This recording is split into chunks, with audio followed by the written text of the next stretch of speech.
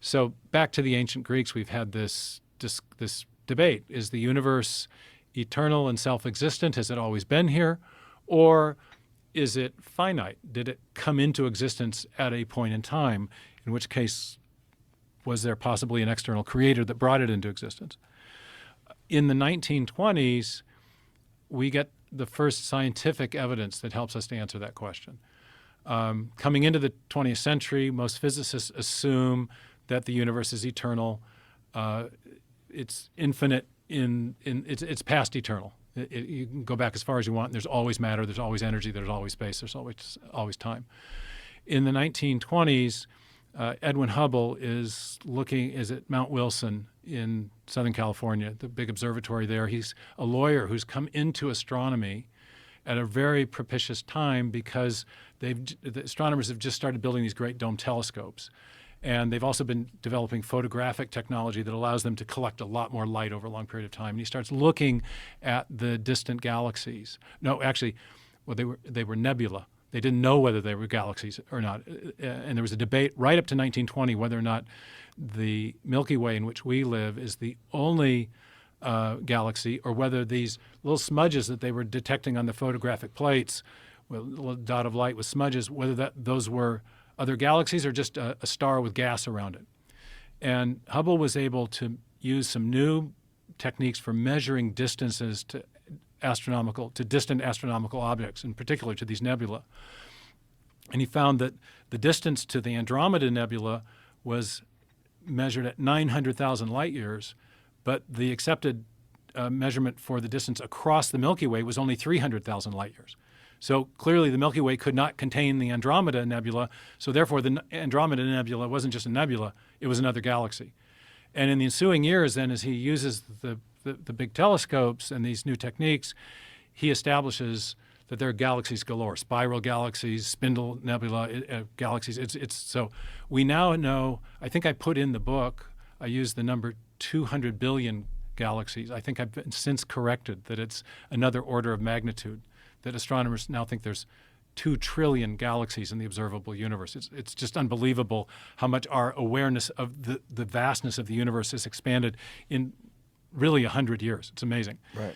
But the second thing that Hubble discovered is the light coming from those distant galaxies is being stretched out. If you shine light through a prism, it separates into the colors red to violet. And the red light, it corresponds to light with longer wavelengths.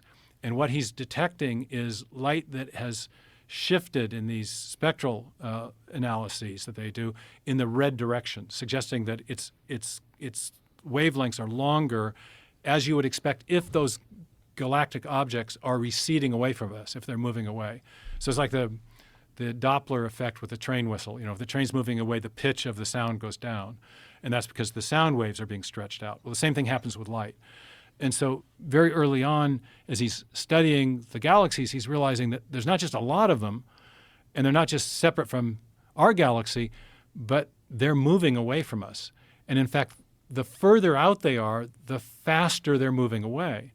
And so that gives rise to the idea of an expanding universe, because to explain that observation, you have to posit something like a roughly spherical expansion of the whole to account for that, what's called the Hubble relationship, that the further out, the faster they're going.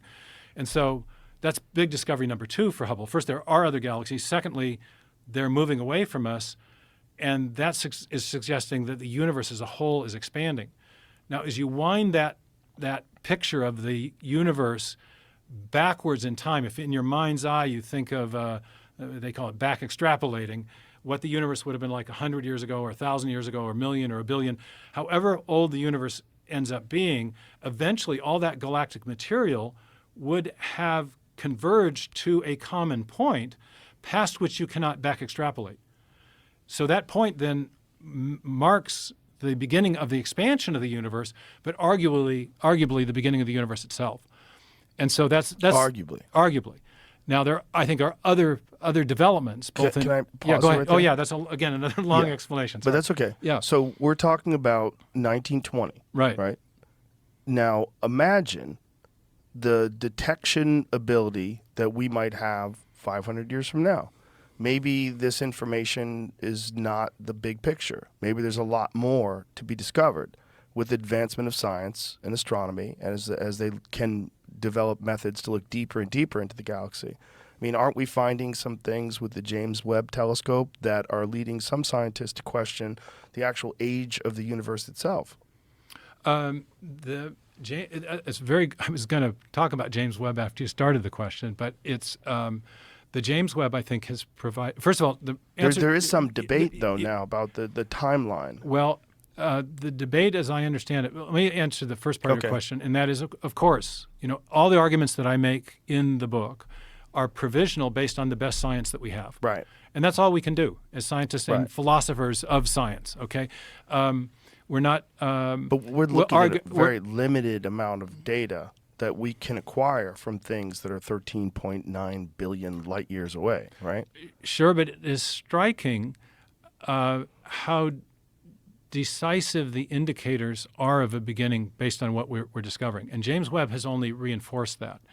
And there's kind of a long story there. I'll try to make it short. Can we pause you right here? Oh, yeah, I'm absolutely. sorry, I have to pee. Oh, yeah, so excellent. we'll come back. James Webb. James Webb. I Okay. gotta Awesome. okay. Yeah. Condense my Refocus. thoughts. So I give you a shorter answer. Sorry, we're back. I didn't even make it for an hour. No So, worries. James Webb. James Webb telescope. And James Webb. Yeah, there's been a lot of media reports suggesting that the findings of the James Webb telescope have undermined the case for the Big Bang or the Big Bang theory. But there's an interesting backstory on this. Most of these media reports were based on the writings of a single physics researcher named Eric Lerner, who's been, since 1990, kind of carrying a torch to refute the Big Bang. And Lerner, in one of his articles, quoted a University of Kansas astrophysicist saying that she stays up late at night wondering if, based on the James Webb, that everything that we know is turning out to be false. Turns out that researcher, that astrophysicist, disclaimed his use of the quote, explaining that he took it completely out of context. That she was talking about theories of galaxy formation, not about whether or not there had been a Big Bang, and not about whether or not the universe is expanding as we would expect. So he's confirmation bias. Yeah, and in a sense also taking somebody way out of context to make a point of his own. He misused the quotation on purpose. Apparently. Apparently. So here's and there have been a number of leading astrophysicists. In fact, people who would like to know more about this, I'd recommend what Brian Keating from University of California, San Diego, great astrophysicist, has been writing about this. But here's the